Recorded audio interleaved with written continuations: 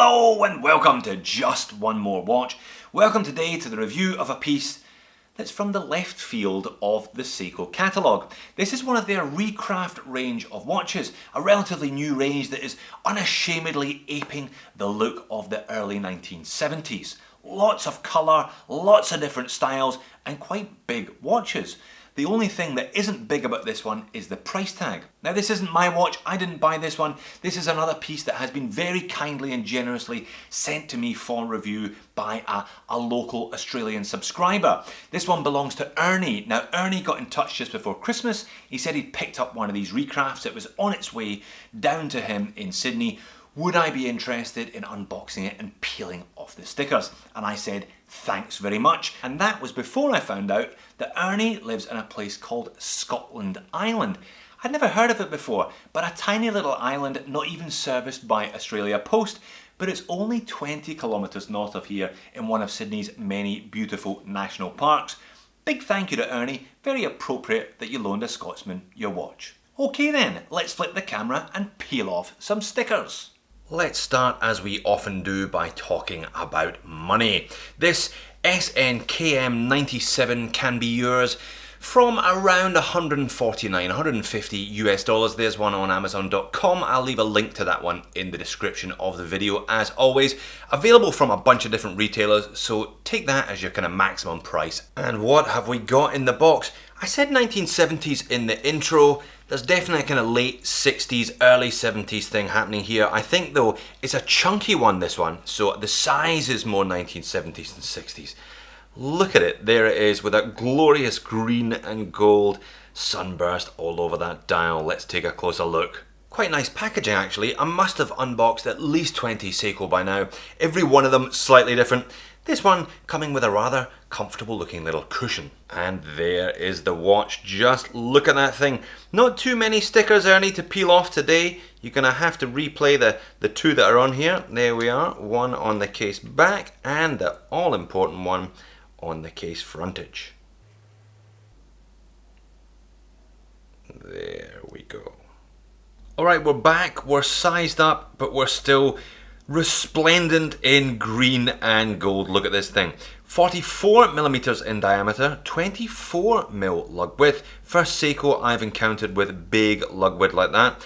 Only 12 mil thick though, so it's a kind of big flat square, this one. 50 mil lug tip to lug tip. And sized up for my 7-inch wrist, I took 3 links out of this one in total, weighing in at 166 grams. So certainly the most considerable Seiko that I have looked at in terms of some of these dimensions, especially that 24 mil lug width. 316L stainless steel case, crown, full stainless steel bracelet. Now we've got hollow end links, which you tend to get on Seikos at this price.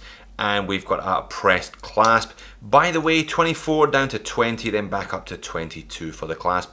At least there's a nice stamped Seiko logo there. And you've got that double security pusher on the side. Exhibition case back, I'll show you that in just a second. But a nice range of finishes on this quite unusual flat case. There's a straight brush running all the way up and down the top surface, horizontal brush on the side, and a little bit of polish. There's actually a little scallop, there's a little bevel, maybe you can just see it dips in rather than protruding out. Again, all quite interesting. And there's this quite obvious kind of straight line across here and a high polish on the lug, high polish on the end of the case as well. Wouldn't necessarily call this a cushion case. Wouldn't make a particularly comfortable cushion if it were a cushion. Not quite sure what I call it, but big, flat, very unusual. Unsigned crown, which unfortunately is not unusual for Seikos of this price, but the bracelet fits well. Polish on the middle link there and a brushed effect on the side. But check that dial, isn't it fantastic? So no loom on those skeletonized hands. You've got that lovely orange, again very 1970s, kind of 60s, 70s color scheme. Phenomenal sunburst effect from the green center dial. Green in the middle, but it kind of fades out to black on the edges. We have got an applied Seiko logo, applied indices here. They've chosen to frame the 12, the 6 and the 9 in white. kind of matching the white date frame around the day date complication there at the 3 o'clock. And it's kind of bold around the edge. If I come in at an angle, you can see there's a couple of different grades to that bowl as well. Minute track on one angle, and then we've got a slightly sharper recess down there in green. But just looks fantastic. A really lovely looking, very kind of prominent, noticeable colouring on the dial. Popping a link to show you the display case back. So we've got a Hardlex sandwich today, Hardlex on the back, and Seiko's proprietary Hardlex mineral crystal on the front. Screw down case back, no screw down crown. This one has 50 meters of water resistance. Now, technically that allows you to swim, but not to dive. So a little bit pedantic there, but you know what I mean. This one you can probably get away with in the pool, but you're not going to take it snorkeling. Not really that style of watch anyway. You do get hollow end links, unfortunately. As noted, that's a kind of characteristic of Seiko's at this price. 7S26 movement. Now the 7S26 has been knocking around since 1996. 21 jewels in this particular variant. Does not hack, does not hand wind, but they are pretty rugged, robust and reliable. The 7S26 is the movement you will find in the vast majority of Seiko 5s and also in the venerable SKX. So it is nothing if not commonplace. This one's straight out the packet, so I don't know how it's running, but if Ernie has a difficulty, he can unscrew the case back and there's an adjustment lever there. He should be able to tweak it to get it within a couple of seconds a day. I believe they're -20 to +40 is the kind of spec sheet of these 7S26, but usually they run much closer to zero than that. Do you know what? It actually does alright for itself when you get it on wrist. 7-inch wrist for your reference, and it sits pretty well. You wouldn't necessarily expect so, given that there is minimal curvature. I guess the fact that it's not particularly long lug to lug at 50mm means you can just about get away with it on a wrist like mine. 166 grams, you certainly feel this one, and you can certainly see it as well, given the colours on the dial and those polished mid-links as well catching the light. And that's it, zoomed out a little higher for perspective.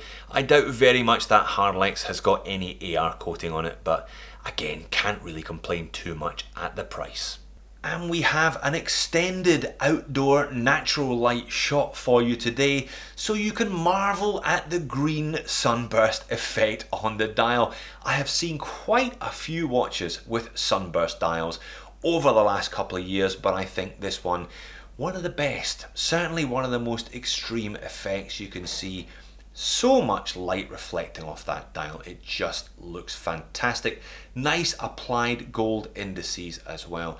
Really quite a cohesive overall design. If you like that kind of thing, unashamedly retro, like all the rest of the Recraft range are. And as noted, wears better than you might expect, given the dimensions. So who is this one for? Well, perhaps it's for people of a certain age who wore something similar on their wrist back in the day and are trying to relive their misspent youth, or perhaps you just have a hankering for the look and feel of that late 60s, early 70s period. Now, to be honest, $150 or around that price, I think the specs are quite reasonable. If you're into Seikos but you don't want something like a dive watch and you're put off by the vast majority of Seiko 5s, let's be honest, are 37mm. They're much, much smaller than this one. There's definitely something for you to consider in the Recraft range.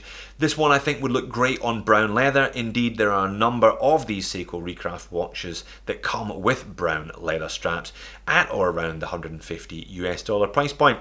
Perhaps not going to be added to my own personal collection. It's a little bit large and a little bit out there for me, but I wish Ernie all the best with this one. I'm sure he'll have a long and happy relationship with this fabulous looking Seiko. So there you have it, the Seiko Recraft, an unashamedly, unabashedly, outrageously designed piece from Seiko, but with a pretty good price tag attached to it, less than $140. I don't think that one is too expensive at all. If you're a bigger guy or you like a bigger watch, I think these Recrafts, assuming you don't mind the look, provide a viable alternative to the divers or the Seiko 5s. The Seiko 5s tending to be 37mm, tending to be much, much smaller than these ones. Thanks again to Ernie. I hope you enjoy wearing your watch on Scotland Island. Thanks for watching. See you in the next one.